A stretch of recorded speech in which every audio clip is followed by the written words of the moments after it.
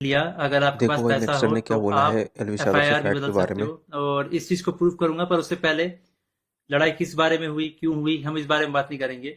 मैं सीधा पॉइंट पे बढ़ता हूँ। एलविश ने जो लोकेशन दी थी वो उसके घर की लोकेशन थी या फिर किसी के तो घर की लोकेशन थी। और मेरा इंस्टिंक्ट बोला कि मुझे उसे अपने लोकेशन में बुलाना चाहिए जो एक पब्लिक लोकेशन हो। अब मेरे को यही था भाई कि जो भी गलत फहमी है डिबेट से सॉल्व करो। अगर आपको लगता है आप सही हो तो आप डिबेट करो, मेरे को लगता है मैं सही हूँ, मैं डिबेट करूंगा। तो कुल मिला के शब्दों से ही जीतना था इस चीज को। और मैंने पूरी तैयारी की थी। मैंने वहां पे सोफा वोफा सब लगाया था कि जब एलविश भाई आएंगे तो वहां बगल में बैठेंगे, ये वो फलान ठिकाना।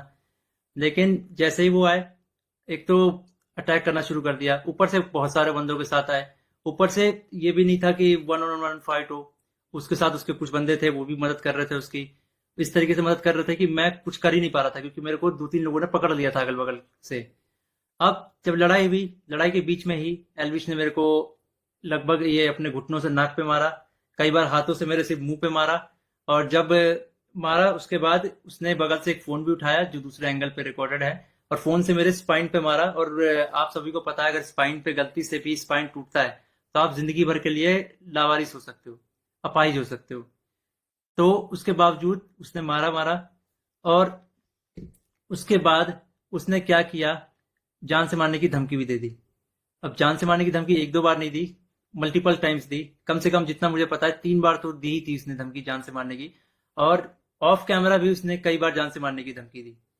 अब ये सब होने के बाद जब लड़ाई वड़ाई खत्म हो गई तो उसके बाद वो वापस जा रहे थे, तो वो जो बंदे लाया था उनमें से कुछ बंदे मेरे को, मतलब होता है ना एक प्यार से धमकाने वाला सीन, कि भाई सॉरी बोल दे, क्यों ले रहा है पंगे ये वो। तो भाई मैं तो अपने चीजों पे अटल था। मैंने बोला मैं सॉरी तो नहीं बोलूंगा क्योंकि मैंने गलती तो की नहीं है। उसके बाद एलविस ने भी थोड़ा ट्राई किया था सॉरी बुलवाने के लिए, लेकिन मैंने उसको भी सॉरी नहीं बोला। और ये सब जब हुआ तो शुरू में मेरे को लगा मेरे को सिर्फ यहाँ चोट आई है, क्योंकि मेरे को कहीं पे भी दर्द फील नहीं हो रहा था। तो मेरे को शुरू शुरू में सिर्फ यहाँ चोट आई। उसके बाद 1 डेढ़ घंटे बाद मेरे को यहाँ पे दर्द होना शुरू हुआ, और फिर 2 से 3 घंटे बाद मेरे पूरे स्पाइन में दर्द होना शुरू हुआ। और इस तरीके से हुआ कि मैं सो ही नहीं पाया। सुबह 4 बजे मैंने सोने का ट्राई किया था, मैं दोस्त के घर साकेत गया हुआ था। मैंने सोने का ट्राई किया, अनफॉर्चुनेटली मैं दर्द से सो ही नहीं पाया। उसके बाद हम जब दर्द हो रहा था तो हम गए वहां पे मैक्स हॉस्पिटल साकेत के, मेडिकल निकलवाने। तो उन्होंने मना कर दिया विदाउट एफआईआर नहीं होगा। तो मेरा यही था, मेरा दिमाग शॉक में था, एफआईआर हमने की नहीं थी। फिर हमने डिसाइड किया कि दोपहर के 12 बजे के आसपास हम एफआईआर करेंगे लॉन्च, और उसके बाद मेडिकल करवा लेंगे पुलिस की मदद से ही। तो हम गए एफआईआर करने। अब जब एफआईआर करने गए तो हमने पूरा बता दिया कि भाई ये सेक्शन लगाना है, अटेम्प्ट टू मर्डर है, साफ साफ दिख रहा है। तो जो एसएचओ थे उन्होंने बहुत अच्छे से बात की। उसके बाद एसएचओ अपने इंस्पेक्टर के फोन में कॉल करते हैं, बोलते हैं कि पूरा इसको ना पब्लिक मत करना, गुप्त तरीके से रखना, हम लोग गुप्त तरीके से लड़ेंगे। मेरे को तभी डाउट था कि एफआईआर को दबाने की कोशिश की जाएगी। और वही हुआ। अभी मैंने एक आर्टिकल पढ़ा जिसमें एलविश के ऊपर एक भी वो सेक्शन नहीं लगा जो मैंने एफआईआर में लिखवाई थी। अटेम्प्ट टू मर्डर का एक भी सेक्शन नहीं है उसमें। तो कुल मिला के मैं क्या समझू, अगर आपके पास पैसा हो तो आप एफआईआर भी बदल सकते हो। मतलब हरियाणा में इस तरीके से गुंडागर्दी चल रही है कि एक बंदा आता है मारता है और उसके खिलाफ कोई एक्शन नहीं होता, उसको पुलिस पकड़ के लेके नहीं जाती। यहाँ पे इस बात को 24 घंटे हो चुके हैं और वो बंदा अभी हंस रहा होगा कि उसको कोई पकड़ के नहीं ले गया, उसको फर्क ही नहीं पड़ा होगा। मैं हरियाणा के सीएम खट्टर जी से रिक्वेस्ट करना चाहूंगा कि इस गुंडे अलविश यादव को अरेस्ट करवाओ। इसका बैकग्राउंड बहुत खराब है, जिस तरीके से ये यूथ को इंस्पायर कर रहा है, वायलेंस को प्रमोट कर रहा है, उससे साफ साफ पता लग रहा है यूथ बहुत गलत वे में मोटिवेट हो रही है इससे। और ये चीज बहुत ही खराब है। तो खट्टर जी, मैं इंडिया के कानून पे बहुत भरोसा करता हूँ, लेकिन अगर यहाँ पे नाइंसाफी हुई तो एक तरीके से बहुत सारे लोगों को ये तो समझ में आ जाएगा कि इंडिया का कानून सिर्फ गरीबों के लिए बना है, अमीरों के लिए नहीं बना है। तो मैं नहीं चाहता कि ये कानून भी, ये एफआईआर भी दब जाए।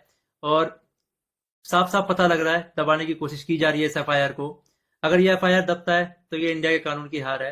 मैं आप लोगों से रिक्वेस्ट करूंगा, गुरुग्राम पुलिस को और खट्टर जी को इस ट्वीट में टैग करो और उनपे उनको रिक्वेस्ट करो कि एलविश यादव को जितनी जल्दी हो सके, इस गुंडे को जितनी जल्दी हो सके अरेस्ट करा जाए।